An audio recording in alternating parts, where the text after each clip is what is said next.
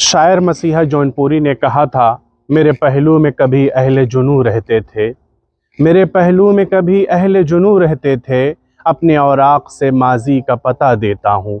Shiraz Hind Jaunpur की सरजमीन सैकड़ों साल गुजरने के बाद आज भी तुगलक, शर्क़ी और मुग़ल हुक्मरानों के फ़न तामीर की गवाह है।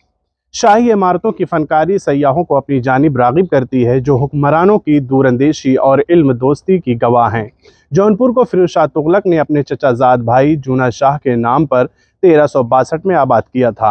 हिफाजती इंतज़ामात के पेश नज़र फिरोज शाह तुगलक ने दरियाए गोमती के साहिल पर शाही किला की तामीर करवाई थी। आदाब, मैं हूँ अजवद कासमी। आप देखना शुरू कर चुके हैं जौनपुर नामा। किला से मुत्तसिल ज़माना कदीम में भरों का मंदिर किरारबीर था और ये भरों की कोट थी। इसी मुनासिबत से किला किरारकोट और मोहल्ला मशहूर है। किला की मौजूदा शक्ल और वसाअत बताती है कि इसकी तामीर में काफ़ी अर्क़-रेज़ी और फ़नकारी से काम लिया गया होगा। चूँकि किला में मुख्तलिफ़ वक्तों में तब्दीलियाँ होती रही हैं, इस वजह से असल शक्ल बाकी नहीं रही। शर्क़ी बादशाहों ने इसमें मिस्री तर्ज की मस्जिद और एक तुर्की हम्माम तामीर कराया। एक और इमारत चहल सुतून को इब्राहिम शाह शर्क़ी ने बनवाया था। मुअर्रिख़ीन लिखते हैं कि किला की तामीर में पत्थर, किरारबीर मंदिर ज़फ़राबाद और बनारस से भी लाए गए थे। इस किला का सदर फाटक 62.5 फीट बुलंद है और 16 फीट चौड़ा है। दूसरा फाटक भी बहुत शानदार है।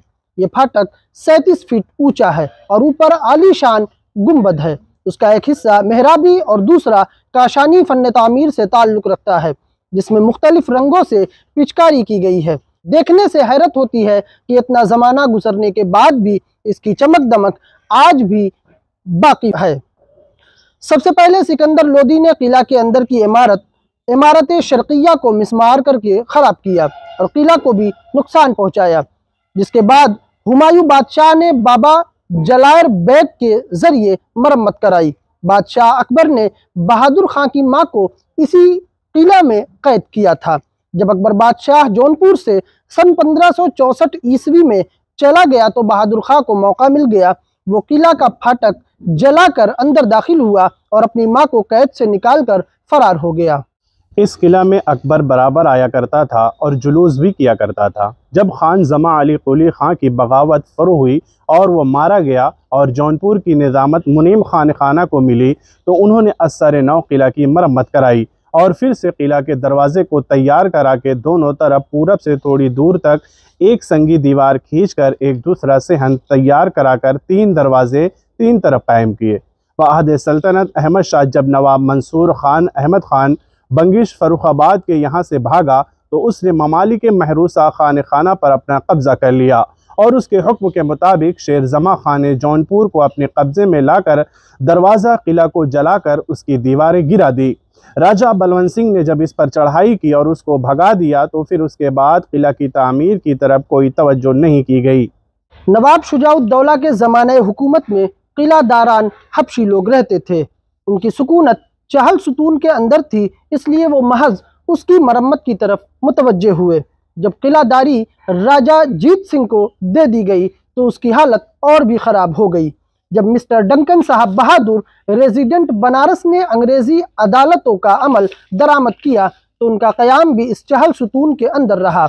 मगर मिस्टर अब्राहम साहब बहादुर जब जौनपुर के वक्त में चहल सुतून किला से कचहरी ख़त्म होकर पूरब की तरफ दरियाए गोमती के उस पार कायम की गई, जहां इस वक्त भी कचहरी मौजूद है।